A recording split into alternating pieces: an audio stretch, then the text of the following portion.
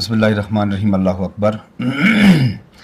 आपने एक बहुत ऐसे इशू को टच किया है, मुझे लगता है कि इस पे मुझे आज कमिट करनी चाहिए, और वो ऐसी कमिट होनी चाहिए कि ताकि वो कल मंशूर बनाने वाले को भी और फिर इस मंशूर के साथ फिर बाद में धोखा होता है, उन सब को एक इंसाफ मिलना चाहिए।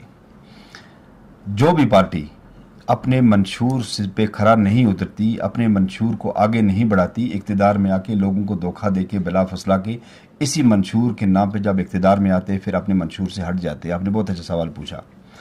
मैं गवर्नमेंट ऑफ इंडिया से, मैं कानूनी इदारों से, आपके इस चैनल के माध्यम से ये दरख्वास्त करूँगा कि जो भी पार्टी, जो भी इंसान जीतने के बाद जिस मंशूर पे वो जीतता है, जिस मंशूर पे वो इक़्तिदार में आता है, उसके बाद उस मंशूर पे खरा नहीं उतरता, तो उस पार्टी को, उस आदमी को बैन कर देना चाहिए ताकि आइंदा के लिए वो इलेक्शन ना लड़े। क्योंकि उसने अपना मंशूर तैयार करके लोगों के ज़हन के मुताबिक फिर उसको धोखा देता है, और धोखा देने के बाद फिर लोगों के जज्बात के साथ इस्तेसाल होता है। इसके साथ ज़्यादती होती है, इस वोटर के साथ, उसके जज्बात के साथ एक बहुत बड़ा बौंड मसाक होता है। वो इस मंशूर के साथ जुड़ता तो है, लेकिन जब उसकी उमंगें उसकी पूरी नहीं होती तो उसके साथ ये बहुत बड़ा धोखा होता है।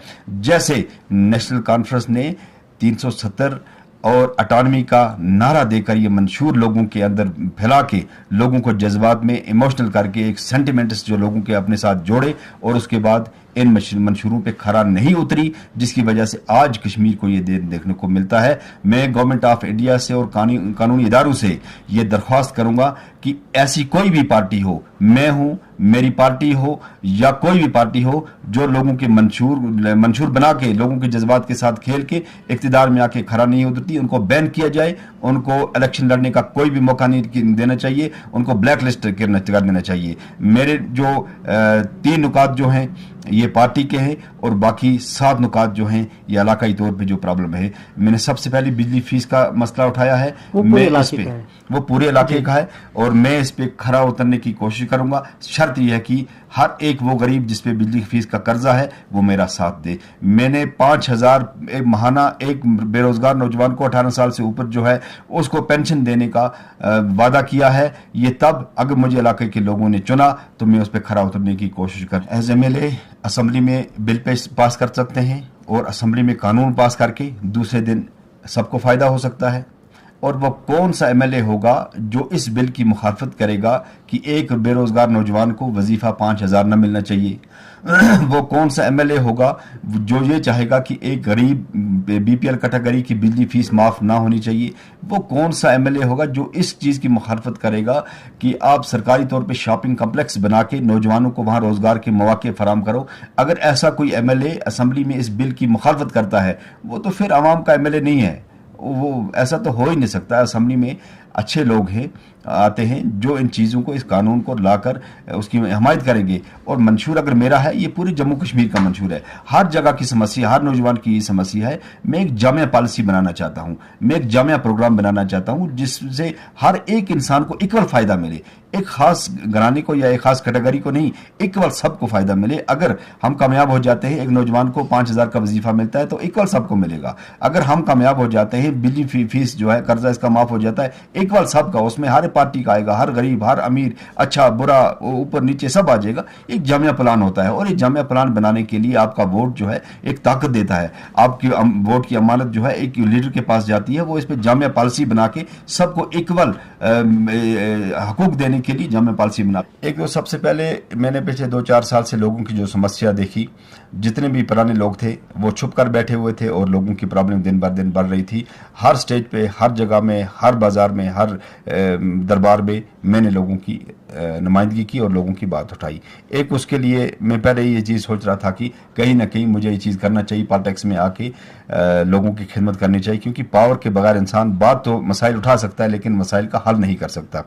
दूसरा, पार्लियामेंट के इलेक्शन के बाद क्योंकि हमारा एक ख़ानदानी रिश्ता था मियाँ साहब के साथ, تو میں نہیں چاہتا تھا کہ ہم اس رشتے کو دور کریں، اس رشتے سے قطع تعلق کریں، سیاسی طور بھی، سماجی طور بھی اور ذاتی طور بھی۔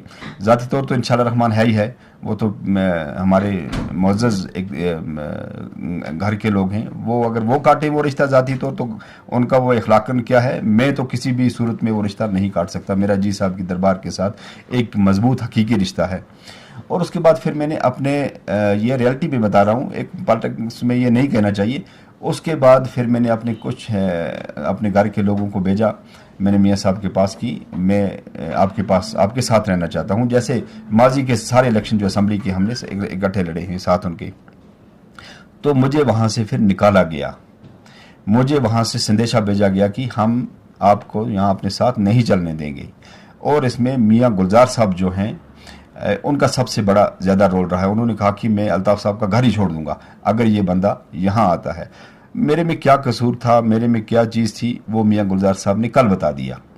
اب یہ سوال جو ہے یہ امانت کے طور پہ ہے، یہ سوال گلزار صاحب سے آپ کو پوچھنا چاہیے۔ میں گلزار صاحب کی ذاتی طور پہ قدر کرتا ہوں، جی صاحب کے گھر کے ہیں، لیکن مجھے نہیں اندازہ تھا کہ میاں گلزار صاحب اتنی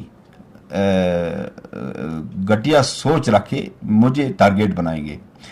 کل کا پروگرام تھا چھترکل بالا میں، نیشنل کانفرنس کی ایک بہت بڑی ریلی تھی، سونامرگ سے لے کر ولیوار تک سارے نیشنل کانفرنس نے اپنے ورکر جو تھے جمع کر کے لیے۔ ٹھیک ہے، پالیٹکس آپ کو حق ہے، ہر کسی کو، مجھے بھی ہے، سب کو۔ اب میرے گھر میں گئے، علاقے میں گئے، چھترکل پہنچے، آپ نے وہاں پہ تقریر کی، اور میرے بھائی میاں میر علی صاحب، اللہ تعالیٰ سلامت رکھے ان کو، صحت سلامت رکھے، انہوں نے تقریر کی۔ کوئی بھی کسی قسم کا ایسا بیان نہیں دیا کہ جس کی وجہ سے کسی کے ضمیر کو ٹھیس پہنچی ہو۔ اور میاں گلزار صاحب نے 2-4 باتیں وہاں پہ کہیں۔ میاں گلزار صاحب کو ان باتوں کو کلیئر کر دینا چاہیے۔ انہوں نے کہا کہ کچھ لوگ زانی ہیں، کچھ لوگ 30 لاکھ روپیہ لوگوں کا لے کر تو وہ چھپے مارے پھرتے ہیں، یعنی کہ انڈائریکٹ اس نے جو بات کی ہے میاں گلزار صاحب نے، ان باتوں کا گلزار صاحب کو جواب دینا ہوگا کہ کچھ لوگ قاتل ہیں۔ ہم الیکشن میں اس وقت 6 کینڈیڈیٹس ہیں، جن میں سید جماعت علی شاہین صاحب ہیں، میں ہوں، میاں میر علی صاحب ہیں، محمد ایوب صاحب ہیں، ربانی صاحب ہیں، عبد المجید صاحب ہیں، 6 کینڈیڈیٹ ہیں۔ 6 کینڈیڈیٹوں میں سے یہ جو اشارہ کیا ہے یہ گلزار صاحب نے کن کی طرف کیا ہے، کیونکہ یہ ایک بہت بڑا نازک مسئلہ ہے، یہ ایک ذات پہ اٹیک ہے، اور یہ گلزار صاحب کو واضح کر دینا چاہیے کہ ان 5 میں سے، چلو چھٹا تو میاں میر علی صاحب، ان کے خلاف تو انہوں نے وہ کہا ہے ہی نہیں، ہو نہیں سکتا، ان 5 میں سے کون وہ آدمی ہے جس پہ یہ میرے گھر میں جا کے انہوں نے کہا۔ میں ان کے گھر کی عزت کرتا ہوں۔ آج ہماری کمپیننگ ریلی آ رہی تھی، نارا ناگ سے ہم نے پروگرام ختم کر کے جب میں وانگت دربار شریف کے پاس پہنچا، میں نے مائک بند کروائی۔ میں نہیں چاہتا تھا کہ میری وجہ سے کسی کو یہاں ذاتی طور ٹھیس پہنچے۔ میں نے وہاں مائک بند کروا کے اڈر میں نے مائک کھلوائی اور وہاں سے آگے ہم چلے۔ میں اتنا ادب اور احترام کرتا ہوں۔ تو اسی طریقے سے کل میرے علاقے میں، میرے گھر میں جا کے میاں گلزار صاحب نے اس طرح کے الزامات لگائے مجھ پہ، میرے پاس ویڈیو ہے اور آپ ثبوت کے طور پہ میں دکھا سکتا ہوں۔ بالکل، اگر باقی علاقوں میں کیوں نہیں کیا؟ آپ نندربن میں پروگرام کیے، سونامرگ میں کیے، گگن گیر میں کیے، باقی جگہوں میں ان چیزوں کا ذکر کیوں نہیں کیا؟ چھترگل میں جا کر کیوں کیا؟ چھترگل میرا گھر ہے، چھترگل میں جا کے ان چیزوں کا ذکر کیا۔ کہیں نہ کہیں میرے اوپر ذاتی اٹیک پہ اثر نہیں پڑے گا، لیکن یہ چیز ہے کہ میاں گلزار صاحب اتنے گھر کے اچھے ذمہ دار آدمی ہیں، ان کو کیا شعبہ دیتا تھا یہ چیزیں۔ اور دوسری بات انہوں نے کہی کہ ہم نے گراؤنڈ بنایا یہاں پہ، ہم نے گاسل کی روڈ بنائی، یہاں پہ ہم نے بیرنڈارا کی روڈ بنائی، اور ہم نے سلڈارا کی روڈ بنائی۔ یہ میرے سرپنچ کا 2.5 سال کا پیریڈ ہے جو میں نے یہ کام کیے، گاسل کی روڈ، بیرنڈارا کی اور سلڈارا کی۔ یہ وہ روڈ ہے جن کے لیے پچھلے 40 سال سے اس علاقے کے لوگ نیشنل کانفرنس کے پیچھے پیچھے دوڑتے تھے، ابھی تک ان کو حق نہیں ملا تھا۔ اور میں نے ان کا DPR تیار کروا کے سیکریٹریٹ سے، اشفاق جبار صاحب نے میرا اس میں مکمل ساتھ دیا، ان کی اہلیہ جو ہے وہ چیئرپرسن تھی، انہوں نے تو ان کے DPR سینکشن کروا کے وہاں کام لگائے۔ یہاں تک نہیں، ہائن کرال خانی کا ایک پاور اس کا نباڑ کا پروجیکٹ ہے روڈ کا، وہ بھی میں نے سینکشن کرایا۔ میں ان چیزوں کی طرف نہیں جاتا ہوں، لیکن اگر میری کسی کے ساتھ بنتی تھی، میں نے لوگوں کو فائدہ پہنچانے کے لیے یہ بات کہی۔ میں گلزار صاحب سے یہ سوال پوچھتا ہوں کہ حضرت، آپ نے لوگوں میں جا کے یہ بات بولی کہ ہم نے یہ کام کیے ہیں، उन लोगों ने मजाक उड़ाए, खुदा की कसम, कि गुलजार साहब ने कैसी बात कह दी। हमें पता है ग्राउंड किसने बनाया है, ग्राउंड के लिए कौन लड़ा, ग्राउंड की जब जमीन बंद की गई थी और ग्राउंड को काम नहीं करने देते थे, उसके लिए कौन बंदा। वोट से पक्का जवाब देंगे, और इस बात जो गुलजार साहब ने की इससे ज्यादा वोट से जवाब देंगे, क्योंकि उनको पता है कि गासर की रोड के लिए थाने तक कौन पहुंचा, गालियां किसको पड़ी, कोर्ट तक कौन गया, ये वो लोग जानते हैं। ये गुलजार साहब की इन बातों से शायद ज्यादा रिएक्शन होगा, लोगों में ज्यादा जज्बा आ गया कि इस झूठ के साथ हमें नफरत है। जनाब, आज नेशनल कॉन्फ्रेंस उस नौबत पे आ पहुंची है कि एक सरपंच का 2.5 साल का काम वो अपने खाते में ला रहे हैं कि हमने ये किया है।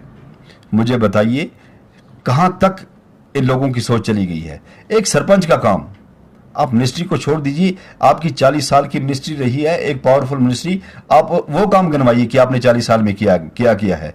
आप एक सरपंच के काम को अपने खाते में गिनवाते हो, कुछ नहीं किया जनाब। मैं प्रूफ के तौर पे कहता हूं, 1996 में छतरगुल पाइन से लेकर छतरगुल बाला तक 3 किलोमीटर पीएमजीएसवाई के दिए रोड के बनाए हैं उस वक्त, इसकी नेशनल कॉन्फ्रेंस की मिनिस्ट्री के दौरान। तब से लेकर छतरगुल में अभी तक कोई भी काम नहीं हुआ है।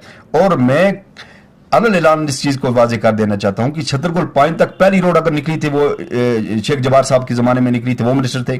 और सबसे पहला राशन कार्ड जो बना था वो शेख जबार साहब ने वहां खुद मिनिस्टर बैजिद मिनिस्टर वो गाड़ी लेकर वहां गए थे। और छतरगुल में सबसे पहला जो हाई सेकेंडरी स्कूल बना है वो शेख जबार साहब का है।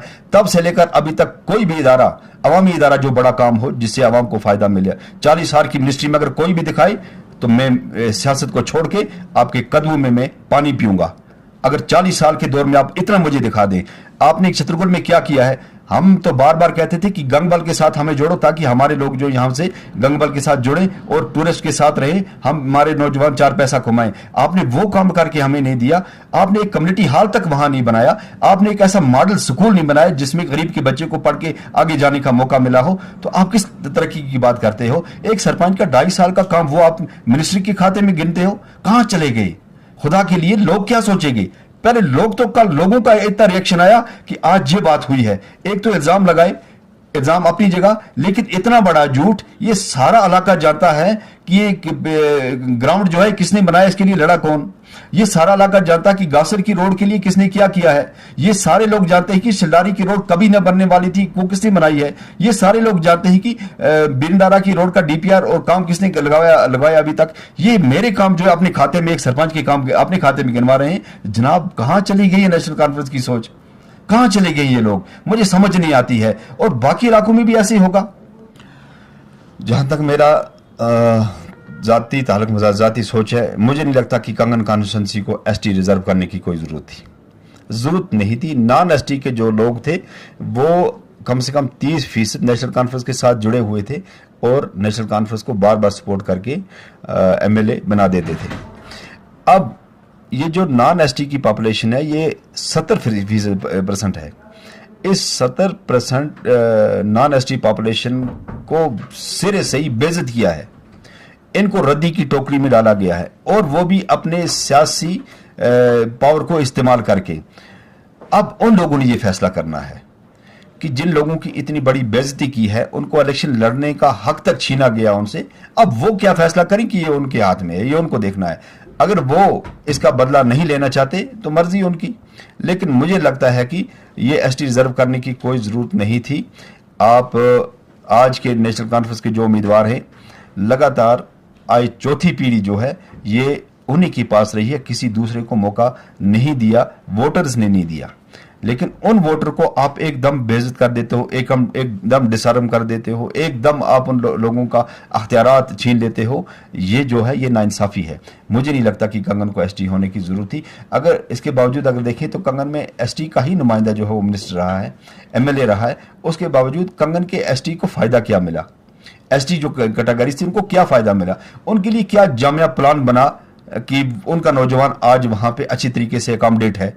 मुझे बताइए कि नारा ना की आप बात करते हैं, नारा ना के लोगों ने मुश्किलात में आके अपनी जमीनें बेच डाली बाहर के लोगों के लिए, बाहर के लोगों ने आके वहां पे होटल बनाए।